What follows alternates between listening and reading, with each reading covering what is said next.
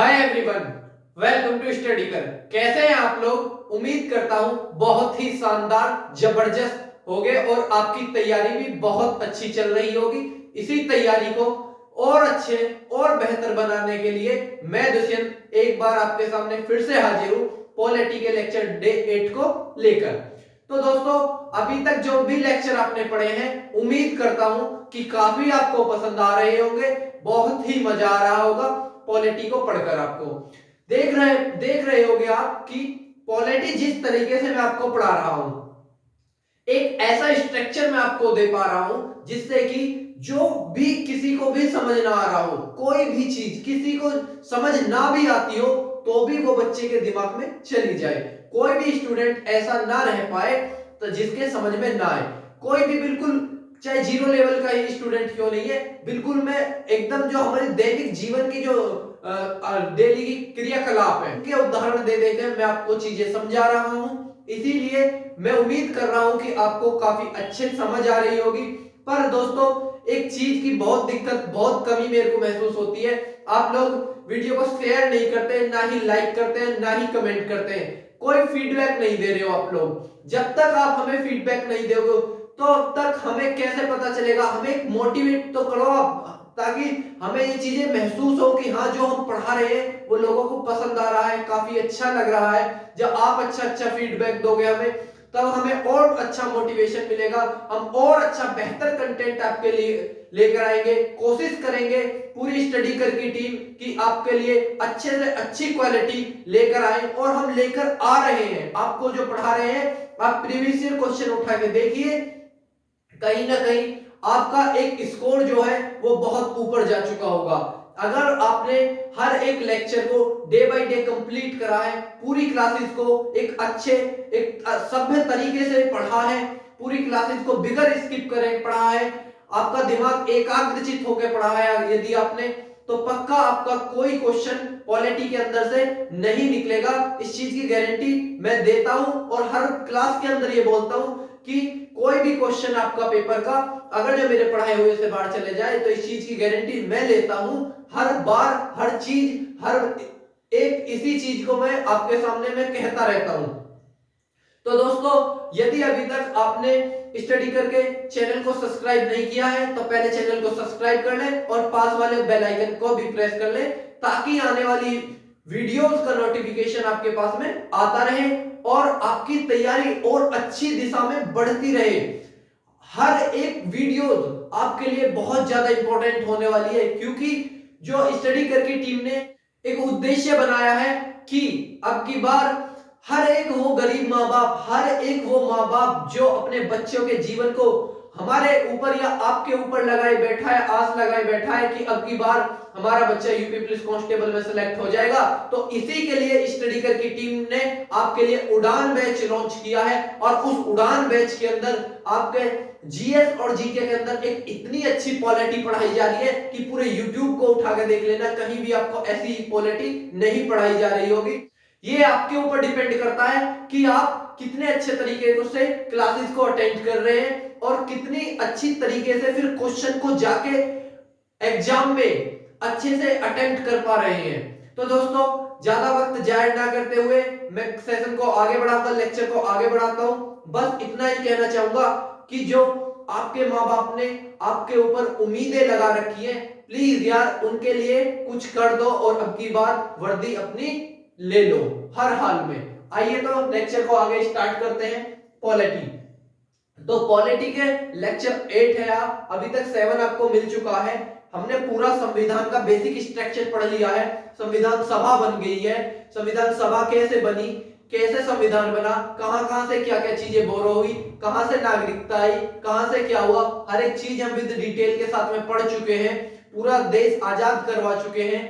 अब आगे, अब हमारी जो एक किताब है, जो संविधान नाम है जिसका, जो एक किताब है, अब हम उसको एकदम 1 बाय 1 डीप करके पढ़ने वाले हैं। तो दोस्तों, अनुसूचियों से काफी ज्यादा क्वेश्चन आपके पेपर में पूछे जाते हैं, तो मैंने सोचा कि आज आपके लिए अनुसूचियां और कुछ एक दो फैक्ट और लेके आऊं। तो आज हम अनुसूचियों को एकदम विद डिटेल के साथ में पढ़ने वाले हैं। पूरी अनुसूचियां कंप्लीट करेंगे हम आज, और नागरिकता कंप्लीट करेंगे। तो आइए दोस्तों करते हैं स्टार्ट। अनुसूचियां मौलिक अधिकार मैंने कल आपको पढ़ा दी है, इसीलिए संसद के बारे में थोड़े बहुत फैक्ट मैंने आपको समझा दिए। संसद क्या होती है, कैसे संसद चलती है, अभी और डिटेल के साथ में हम पढ़ाऊंगा। विधायिका, कार्यपालिका, न्यायपालिका आपको अच्छे से समझा दिया है। उम्मीद करता हूं कि आपको बहुत ही अच्छे से समझ आए होंगे। तो आइए करते हैं स्टार्ट लेक्चर 8 को, अनुसूचियां। तो दोस्तों मैं आपको बता चुका हूं 26 नवंबर 1949 को जब हमारा संविधान बनकर तैयार हुआ, उस टाइम अनुसूचियों की संख्या कितनी थी? कितनी थी? 8। कितनी अनुसूचियां थी? 8। लेकिन पहला जो अमेंडमेंट हुआ, पहला जो संविधान संशोधन हुआ 1951 में, 4 नई अनुसूचियां जोड़ दी गई। कौन कौन सी?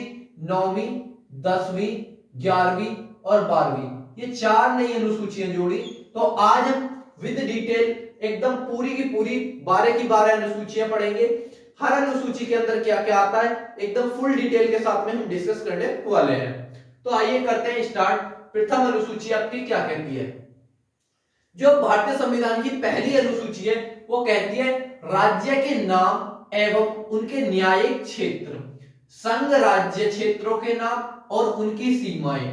मतलब कि जो प्रथम अनुसूची के अंदर कहा गया है कि जो भी भारत के राज्य के नाम होंगे और उनके न्यायिक क्षेत्र होंगे, जहां तक उनके क्षेत्र होंगे, संघ राज्य के क्षेत्रों के नाम मतलब कि केंद्र शासित क्षेत्रों के नाम और उनकी सीमाएं। जैसे आपने देखा होगा कोई नए राज्य का गठन हो रहा तो उसको नया नाम दिया जाएगा, तो प्रथम अनुसूची के अनुसार होगा।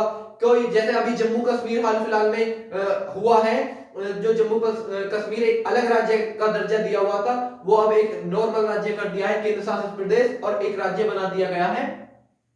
तो ये जो सब कहानी प्रक्रिया होती है वो किसके थ्रू होती है? प्रथम अनुसूची के अनुसार होती है।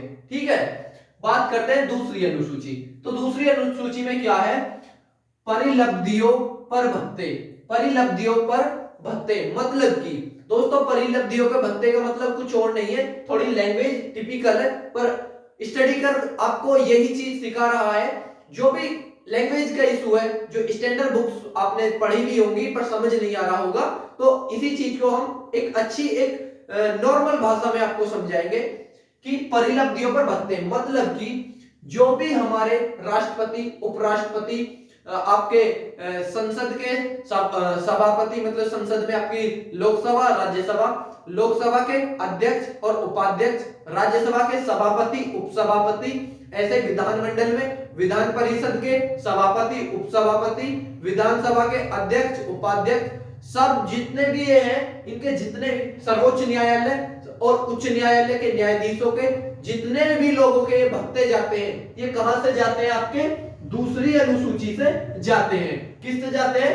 दूसरी अनुसूची से जाते हैं। बात करते हैं तीसरी अनुसूची की कि तीसरी अनुसूची क्या है। तो समझ आ गया आपको दूसरी अनुसूची में क्या है? जितने भी हमारे भत्ते हैं ये कहां से हैं? ये आपके दूसरी अनुसूची से। तीसरी अनुसूची में बात करते हैं उम्मीदवारों द्वारा ली जाने वाली शपथ या ज्ञान प्रतिज्ञा। मतलब कि जो भी हमारे सांसद होते हैं, मंत्री होते हैं, संघ में, राज्य में जितने भी मंत्री होते हैं, आपके सुप्रीम कोर्ट के जज, हाई कोर्ट के जज और डिस्ट्रिक्ट कोर्ट के जज, ये जितने भी जज होते हैं, इनकी जो शपथ दिलाई जाती है वो किसके माध्यम से दिलाई जाती है? तीसरी अनुसूची के माध्यम से दिलाई जाती है। तो ये आपकी तीनों सूची कंप्लीट हो गई। चलते हैं चौथी सूची की ओर। चौथी अनुसूची कहती है केंद्र, राज्य और केंद्र शासित प्रदेशों के लिए राज्यसभा की सीटों का बंटवारा। मतलब कि जो केंद्र है, केंद्र शासित प्रदेश हैं और राज्य हैं, इनके लिए इनकी पॉपुलेशन के हिसाब से राज्यसभा की सीटों का बंटवारा कौन सी अनुसूची के माध्यम से होगा? अनुसूची चौथी के माध्यम से होगा। क्वेश्चन कई बार पेपर में पूछा गया है कि केंद्र शासित प्रदेश और राज्यों के बीच राज्यसभा की सीटों का बंटवारा कौन सी अनुसूची में होता है? तो चौथी अनुसूची में होता है, याद रखिएगा। पांचवी अनुसूची की बात कर लेते हैं हम।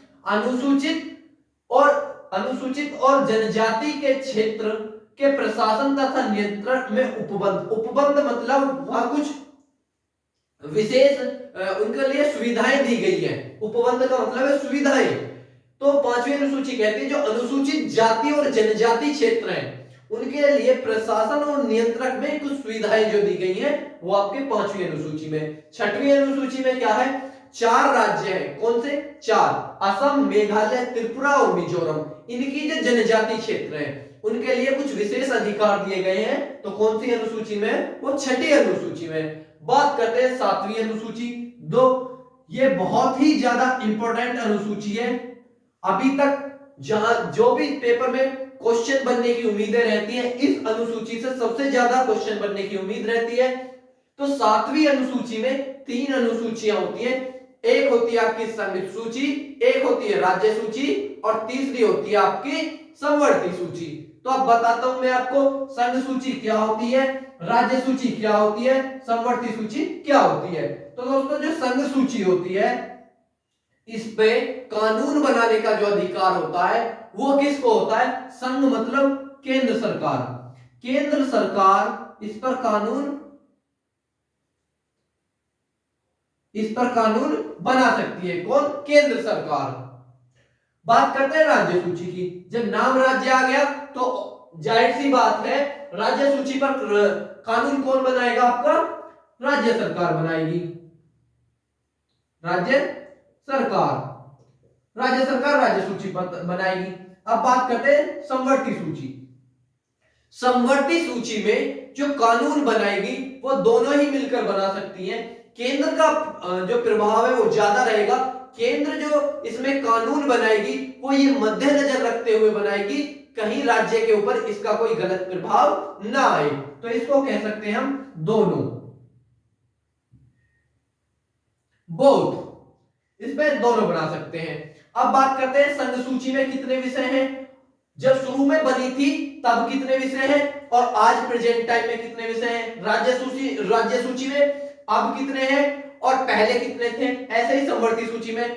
दोस्तों मैं आपसे बोला है कि स्टडी करके क्लासेस में बस आपको यही सिखाया जाता है कि ऊपर से नहीं पढ़ना, हर एक चीज को विद डिटेल के साथ में पढ़ना है ताकि आपके पेपर में कोई भी चीज आपसे ना छूट पाए। संघ सूची, तो जब संघ सूची बनी थी तो इसमें मूल रूप से कितने थे, 97 थे। कितने थे, 97 थे। और अब प्रेजेंट टाइम में कितने हैं, 98। कितने हैं, 98। ये किसमें थे, संघ सूची में थे।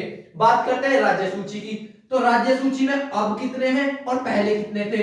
जब पहले राज्य सूची बनी थी तो इसमें पहले थे जो मूल थे वो 66 थे और अब प्रेजेंट टाइम में कितने हैं, 59। कितने, 59 विषय हैं इसके अंदर। ऐसे ही आपकी समवर्ती सूची में, समवर्ती सूची जब बनी थी इसमें कितने थे, 47 विषय थे और आज प्रेजेंट टाइम में कितने हैं, 52 विषय हैं।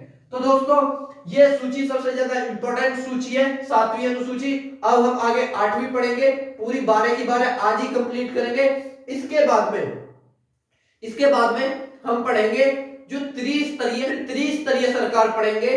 क्या होती है त्रिस्तरीय सरकार। आज तक पूरे वर्ल्ड में एकमात्र भारत ही ऐसा देश है जिसमें त्रिस्तरीय सरकारें हैं। आखिर शुरू में 2 स्तरीय ही थी, फिर त्रिस्तरीय कद बनी।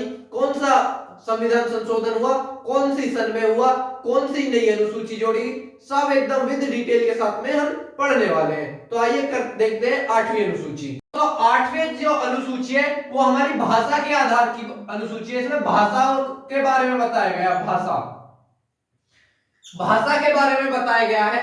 तो मूल रूप से जब हमारी ये बनी थी तो इसमें कितनी भाषाएं थी, 14 भाषाएं थी। कितनी थी, 14 मूल।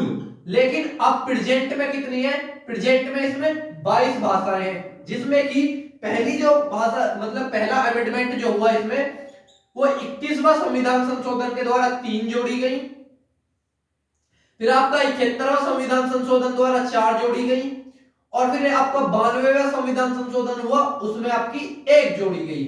तो इस ऐसे मिलाकर अब इसमें 22 भाषाएं हैं 8वीं अनुसूची में। पूछ लेता है कि कौन सी अनुसूची भाषा पर आधारित है, तो 8वीं अनुसूची है। बात करते हैं 9वीं अनुसूची। तो 9वीं अनुसूची क्या है, भू सुधार और जमींदारी प्रणाली का अनुमूलन। मतलब कि जो संपत्ति का अधिकार पहले हमारा अपना स्वयं पर्सनल अधिकार था वो अब क्या कर दिया, कानूनी अधिकार बना दिया गया कि कोई भी आदमी अपना अपनी पर्सनल उसकी संपत्ति नहीं हो सकती, भूमि जो है वो पर्सनल नहीं हो सकती, उसको बेच सकता है, उसके बदले में पैसे मिल सकते हैं, पर उसकी वो ये नहीं है कि परमानेंट उसी की रहेगी। अगर जो सरकार चाहे जब चाहे उस जमीन को अपने अंडर ले सकती है। 10वीं अनुसूची क्या है? दल बदल कानून एक्ट। दल बदल में क्या है? कोई भी सांसद या मंत्री दल बदल का कानून नहीं करेगा। ये 52वें संविधान संशोधन 1985 के द्वारा किया गया था। बात करते हैं 11वीं अनुसूची। तो 11वीं अनुसूची क्या है? पंचायतों की शक्ति, मतलब कि पंचायत जो हमारे अभी तक 2 स्तरीय सरकार थी वो त्रिस्तरीय हो गई पंचायतों की शक्ति द्वारा। मतलब अभी इसमें कितने विषय हैं? अभी इसमें 29 विषय हैं। कितने विषय हैं? 29। 12वीं अनुसूची क्या है? नगर पालिकाओं की शक्तियां। ये भी आपकी त्रिस्तरीय सरकार में आती है। इसमें अभी प्रेजेंट टाइम में कितने हैं? 18 विषय हैं। कितने हैं? 18 विषय हैं। तो दोस्तों ये आपकी 12 की 12 अनुसूचियां मैंने विद डिटेल हर एक में जितने विषय हैं वो सब आपको बताए हैं हर एक अच्छे तरीके से। अब हम पढ़ने वाले हैं आपकी त्रिस्तरीय सरकारें कैसे हैं, क्या है त्रिस्तरीय सरकार, पहले 2 स्तरीय कैसी थी। तो दोस्तों जब संविधान बना हमारा तब इसमें 2 स्तरीय सरकारें थी। कैसे?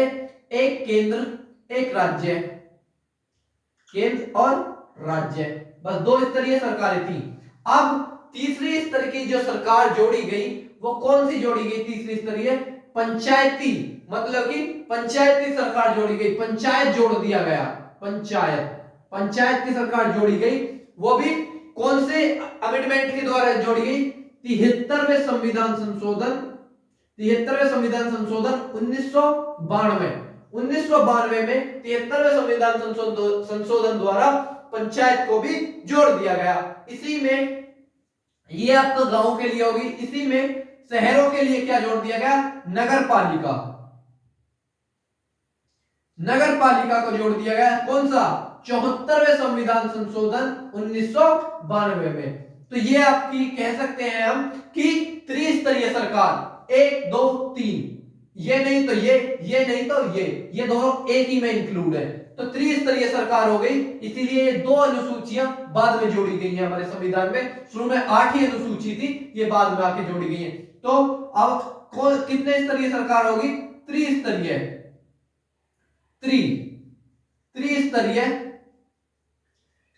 सरकार।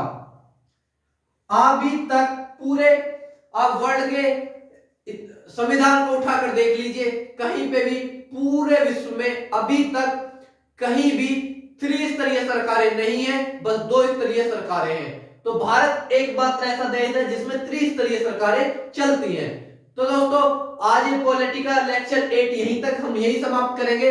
उम्मीद करूंगा कि आपको बहुत पसंद आया होगा। वीडियो पसंद आई तो वीडियो को लाइक करें, शेयर करें, कमेंट करें और चैनल को सब्सक्राइब करें। Thank you.